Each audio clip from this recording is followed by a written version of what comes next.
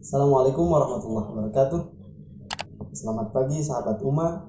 Berjumpa kembali di acara Umma Live Streaming, kajian Islam streaming melalui aplikasi Umma.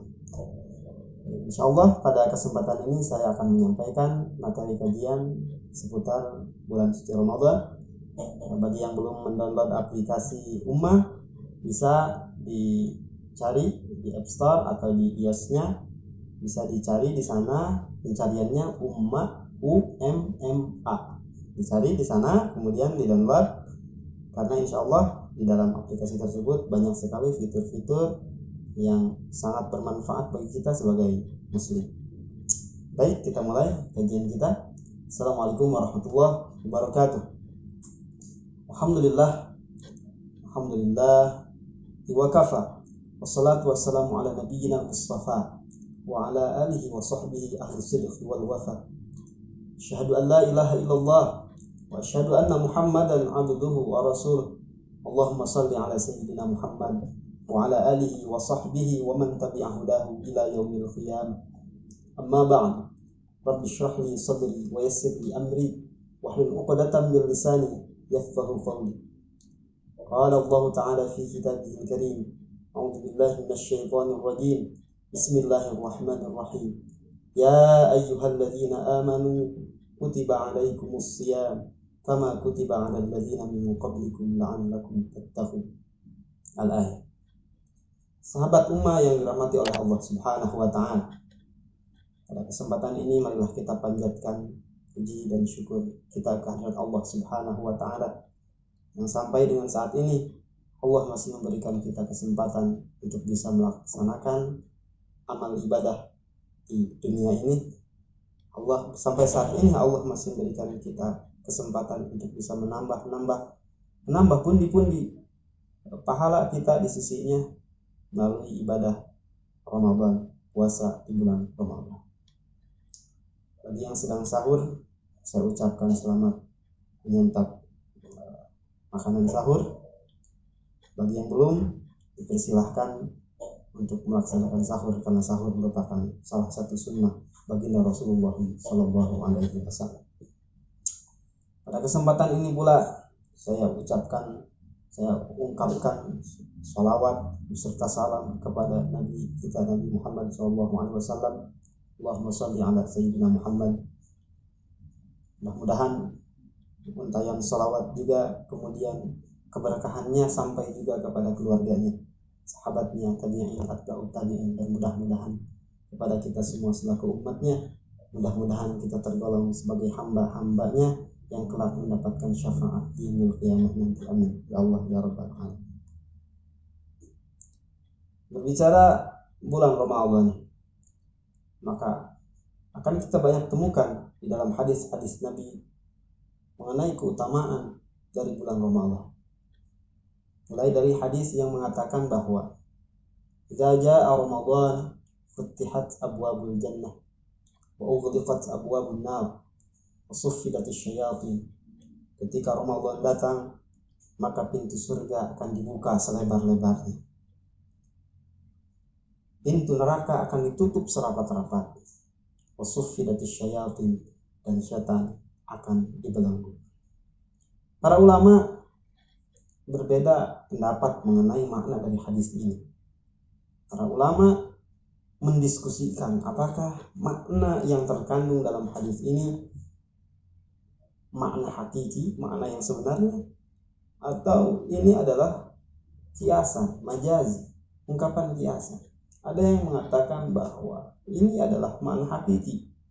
Artinya ketika bulan Ramadan, pintu surga betul-betul dibuka, pintu neraka betul-betul ditutup, setan dipenjara, dibelenggu. Ada yang mengatakan juga bahwa ini bukan makna yang sungguhnya, tapi ini adalah makna majazi, makna kiasan. Bahwa ketika di bulan Ramadan ini Allah Subhanahu wa taala banyak menggembor-gemborkan, banyak mengobral pahala, banyak membuka pintu ampunan. Di bulan Ramadan ini Allah banyak menutup pintu-pintu kemaksiatan. Sehingga karena saking banyaknya peluang manusia untuk bisa berbuat baik, berbuat pahala, maka seakan-akan surga dekat dengannya, seakan-akan pintu surga berada di hadapannya, seakan-akan pintu surga terbuka lebar bagi dirinya.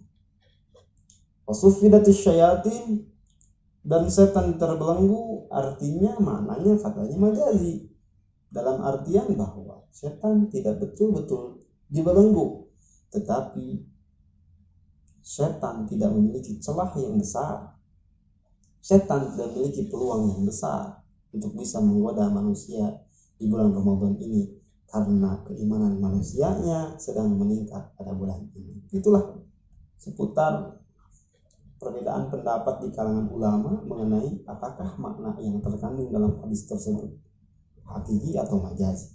Tapi terlepas dari hakiki atau majazi, terlepas dari perbedaan pendapat tersebut adalah bahwa di bulan Ramadan ini banyak sekali peluang bagi kita, banyak sekali kesempatan kita untuk bisa mendapatkan pahala yang berlimpah dari Allah Subhanahu wa Ta'ala.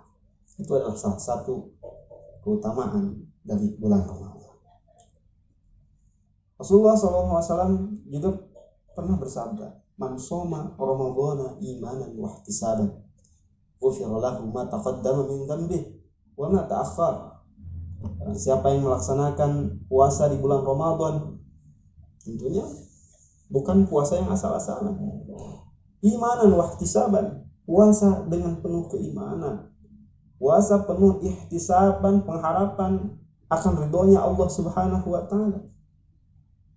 Puasa yang bukan hanya sekedar puasa fisik, tetapi hatinya pun berpuasa.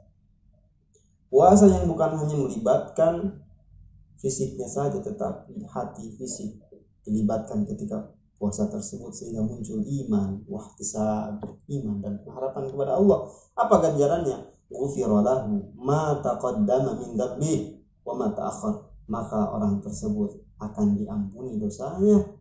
Ghufira lahu ma taqaddama, apa yang sudah terdahulu dari dosa-dosanya, wa ma ta'akhkhar, dan dosa yang kemudian dilakukan oleh orang tersebut. Jadi orang yang berpuasa dijanjikan oleh Allah ampunan. Kalau kita berbicara tentang ampunan, ghafar, ada kata ghafar, ghufran, maghfirah, itu adalah ampunan. Kalau kita berbicara ampunan, maka kita berbicara tentang maaf, memaafkan. Dalam bahasa Arab paling tidak ada 3 kata yang mewakili maaf, memaafkan. Pertama adalah kata afwan, kedua adalah kata safhan, ketiga adalah kata ghufran atau maghfirah atau maghfirah, ghufran, ampunan. Apa bedanya? Pertama adalah kata afwan. Afwan adalah permintaan maaf. Maka ketika seseorang salah, maka dia meminta maaf, terucaplah kata afwan. Ketika seseorang memaafkan, levelnya pun ada levelnya. Level afwan ada level safhan, ada level maghfirah. Kira-kira seperti itu. Maka ketika seseorang memaafkan kesalahan orang lain, ada 3 level. Kemungkinannya adalah orang tersebut memaafkan apa yang dilakukan oleh orang yang bersalah kepadanya, tetapi masih ada ganjalan dalam hati. Ketika kita memaafkan seseorang, tapi masalah masih ada ganjalan di hati kita tentang kesalahan tersebut, maka level memaafkan kita masih dalam tatanan afwan. Tetapi ketika ada orang berbuat salah kepada kita, datanglah orang tersebut meminta maaf kepada kita, lalu kita memaafkan, dan di dalam hati kita sudah tidak ada rasa sakit, sudah tidak ada ganjalan tentang kesalahan orang tersebut, maka level memaafkan kita sudah masuk kepada level safhan. Makanya di dalam bahasa Arab berjabat tangan disebut musafahah. Itu asalnya dari kata safhan, safha. Artinya apa? Ada filosofi bahwa ketika seseorang berjabat tangan jabat tangan bukan cuma sekedar proses bertemunya dua telapak tangan, tetapi ada unsur safhan. Ketika kita bertemu dengan orang, bersalaman, maka maafkanlah apa yang menjadi kesalahan orang yang sedang berjabat tangan dengan kita. Ketika kita bersalaman, maka hilangkanlah rasa kesal dalam hati kita terhadap orang tersebut. Ketika kita berjabat tangan, maka hilangkanlah ganjalan-ganjalan atas perbuatan salah yang telah dilakukan oleh saudara kita tersebut. Itu adalah proses memaafkan dengan level safhan. Ada tingkatan memaafkan yang paling tinggi, maghfirah, ghufran. Kalau afwan ini bisa dimiliki oleh Allah maupun manusia, safhan bisa dimiliki oleh Allah juga mungkin bisa dimiliki oleh manusia. Tapi khusus ghufran, maghfirah ini hanya dimiliki oleh Allah Subhanahu wa ta'ala. Kita boleh minta maaf afwan kepada manusia, kita boleh meminta safhan kepada manusia, tapi kita tidak boleh meminta maghfirah kepada manusia. Kenapa? Karena maghfirah hanyalah milik Allah Subhanahu wa ta'ala. Lalu apa maghfirah? Maghfirah adalah proses memaafkan kesalahan, dan bukan hanya memaafkan saja, tetapi menghapuskannya dari catatan amal. Dan itu hanya dimiliki oleh Allah Subhanahu wa ta'ala. Tidak ada manusia yang mampu menghilangkan catatan amal keburukan manusia kecuali Allah Subhanahu wa ta'ala. Maka kembali kepada isi hadis, bahwa ketika kita mau berpuasa dengan sesungguh-sungguhnya, dengan seikhlas-ikhlasnya, Allah akan membuka peluang ampunan bagi kita. Peluang ampunan Allah akan datang kepada kita. Ketika kita sudah diampuni oleh Allah, maka posisi kita adalah posisi orang yang dekat dengannya. Ketika kita sudah diampuni oleh Allah, maka Allah akan menyayangi kita. Ketika Allah sudah menyayangi kita, maka segala kesulitan yang ada dalam diri kita akan dihilangkan oleh Allah Subhanahu wa ta'ala. Hadirin sahabat ummah yang dirahmati oleh Allah, kalau kita sekarang berada dalam kondisi pandemi, kita sekarang berada dalam kondisi wabah yang sangat mendunia seperti ini, wabah yang mungkin belum tertangani secara medis, wabah yang mungkin secara syariat, secara ikhtiar kita kebingungan. Tapi ingatlah bahwa tidak ada yang membuat Allah bingung, tidak ada yang bisa membuat Allah kehilangan cara. Hal-hal yang terjadi di dunia ini adalah kecil bagi Allah Subhanahu wa ta'ala. Maka bagi kita sebagai umat Islam di tengah pandemi seperti ini adalah kita berdoa kepada Allah. Mari kita lebih dekat dengan Allah. Mari kita beristighfar kepada Allah, minta ampun kepada Allah. Karena ketika kita mau beristighfar, minta ampun kepada Allah Subhanahu wa ta'ala, maka Allah akan menurunkan pertolongannya kepada kita. Istaghfiru rabbakum innahu kana ghaffara. Istighfarlah kepada Tuhan kalian, sesungguhnya Tuhan kalian Allah adalah Maha Pengampun. Hadirin sahabat ummah yang dirahmati oleh Allah Subhanahu wa ta'ala, kalau kita melihat apa fungsi dari istighfar, kita lihat di dalam surah Nuh, Allah Subhanahu wa ta'ala berfirman seperti halnya yang tadi disampaikan, istaghfiru rabbakum innahu kana ghaffara. Istighfarlah kepada Tuhan kalian, sesungguhnya Ia Maha Pengampun. Nursilis samaa'a 'alaikum midrara, maka Dia akan menurunkan langit, menurunkan hujan dari langit. Yumditkum bi amwali wa banina wa yaj'al lakum jannati wa yaj'al lakum anhara, dan Dia akan memberikan harta kepadamu, akan memperbanyak anakmu, memperbanyak keturunanmu. Itulah fungsi dari istighfar. Dengan istighfar kita akan memperoleh pertolongan dari Allah Subhanahu wa ta'ala. Perbanyak istighfar. Mari kita jadikan Ramadan ini sebagai bulan yang maksimal untuk kita meningkatkan ibadah kita, meningkatkan takwa kita kepada Allah Subhanahu wa ta'ala, sehingga mudah-mudahan wasilahnya ibadah kita, wasilahnya doa kita, wasilahnya istighfar kita, Allah membukakan pintu rahmatnya, Allah membukakan pintu maghfirahnya, Allah mendatangkan pertolongannya kepada negeri kita.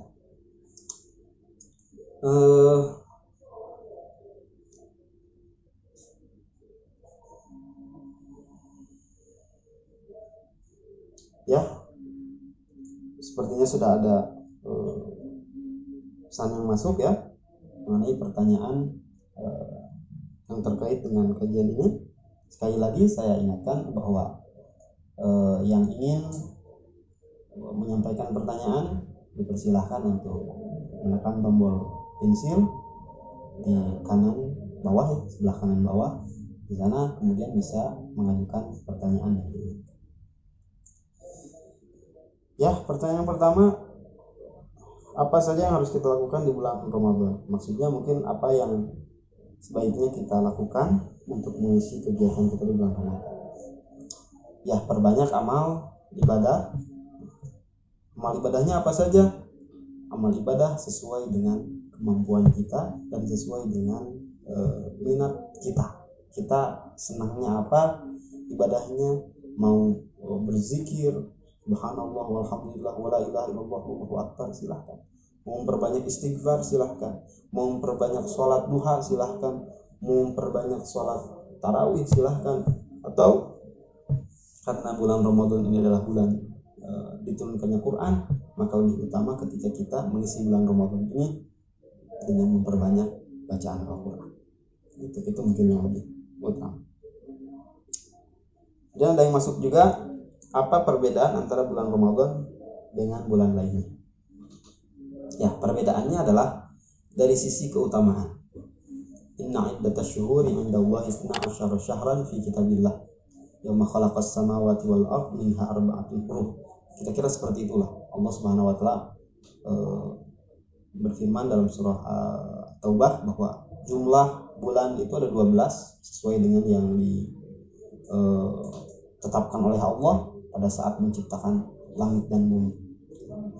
Jadi setiap bulan ada keutamaannya, setiap bulan ada amal yang lebih utama dilakukan, mulai dari bulan Muharram dan seterusnya. Kalau bulan Ramadan yang membedakan dengan bulan lainnya adalah dari sisi keutamaan tadi, bahwa di bulan Ramadan ini siapa yang kita diwajibkan berpuasa, kemudian orang yang melakukan puasa maka diampuni dosanya oleh Allah Subhanahu wa taala.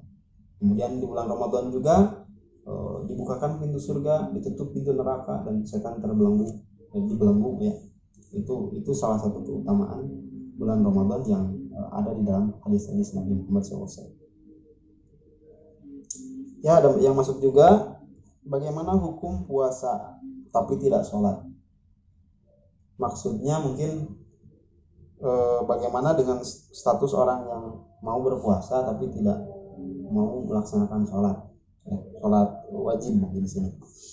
Ya, begini, puasa Ramadan itu hukumnya wajib, sholat juga hukumnya wajib, ya. Jadi dua-duanya wajib, dan sebetulnya tidak ada hubungannya ketika seseorang tidak sholat kemudian puasanya batal, tidak ada. Karena yang membatalkan puasa itu adalah makan dan minum disengaja. Secara syariat memang seperti itu. Jadi kalau ada orang yang berpuasa kemudian tidak sholat, maka dia mungkin mendapatkan pahala sholatnya, pahala puasanya mungkin, ya, mungkin secara syariat mungkin. Tapi dia akan berdosa karena tidak melakukan sholat. Sekarang tinggal dihitung saja pahala dosa meninggalkan sholat dengan pahala berpuasa besar mana, ya tentunya kita tidak bisa menghitung. Cuman begini, sangat percuma bagi kita ketika kita mau melaksanakan puasa tapi meninggalkan sholat. Sangat percuma, karena tadi sisi puasa itu bisa dilihat dari sisi pahala, bisa dilihat dari sisi syariat. Secara syariat orang yang tidak sholat itu tidak membatalkan puasa, tetapi pahalanya itu loh, pahala puasanya dapat atau tidak. Karena salah satu hikmah dari berpuasa itu adalah menjaga hawa nafsu kita. Bagaimana kita bisa menahan hawa nafsu? Ketika orang tidak mau sholat, berarti dia tidak menjaga hawa nafsunya, begitu. Maka sebetulnya sia-sia. Kemudian dalam keadaan apa saja kita dibolehkan untuk tidak berpuasa Ramadan? Nah, seseorang itu boleh tidak melaksanakan puasa Ramadan dalam keadaan tertentu. Di antaranya adalah ketika sakit yang kemudian dikhawatirkan bahwa dengan berpuasa nanti sakitnya akan bertambah parah. Maka bagi orang yang seperti ini dibolehkan untuk tidak melaksanakan puasa, tapi dengan ketentuan nanti harus mengqadha di hari-hari lain. Seperti itu. Kemudian yang boleh tidak berpuasa juga adalah orang yang sudah tua renta, yang sudah tidak secara fisik sudah tidak memungkinkan untuk bisa berpuasa, maka bagi orang-orang tua ini dibolehkan untuk tidak berpuasa, tapi dengan syarat harus membayar fidyah, bukan dengan mengqadha, karena pasti tidak akan kuat juga gitu. Dia tidak berpuasa karena dia tidak berpuasa Ramadan karena tidak kuat secara fisik, maka tidak akan kuat juga untuk mengqadha. Seperti itu. Kemudian orang yang dibolehkan untuk tidak melakukan puasa Ramadan juga adalah orang yang sedang haid, orang yang sedang nifas. Nah, kalau yang itu diharuskan untuk mengqadha di bulan lain. Ya. Kemudian, bolehkah sahur pada saat azan subuh sudah berkumandang? Nah, ini mungkin pertanyaan yang sering ditanyakan dari tahun ke tahun. Ya. Terlepas dari boleh atau tidaknya, yang jelas orang yang melakukan yang masih sahur ketika adzan subuh itu dia tidak tenang. Dia tidak tenang. Dia tidak dia tidak memiliki ketenangan dalam menjalankan ibadah puasanya. Saya termasuk orang yang berpuasa atau tidak? Mungkin pertanyaan-pertanyaan seperti itu akan muncul dalam diri. Itu saja mungkin yang bisa saya sampaikan pada kesempatan ini. Subhanakallahumma wa bihamdika asyhadu an la ilaha illa anta astaghfiruka wa atubu ilaik. Assalamualaikum warahmatullahi wabarakatuh. Kita terlahir untuk mencari jalan yang lurus. Dalam mendapatkan pengetahuan, dalam mencari pengalaman,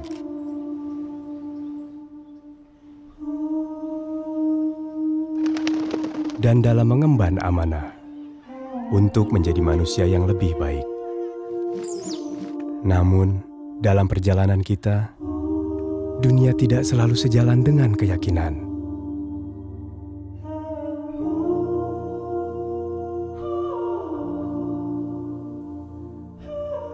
Zaman mendatangkan beragam pilihan. Namun yang baik untuk kita tidak selalu jelas di depan mata. Karena itu, Ummah hadir untuk kita sebagai penunjuk arah yang insya Allah memberi pencerahan, dan sebagai sahabat yang insya Allah senantiasa mengingatkan.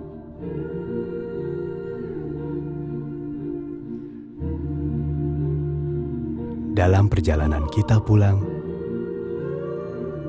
menuju jannah, Ummah, teman ibadahmu.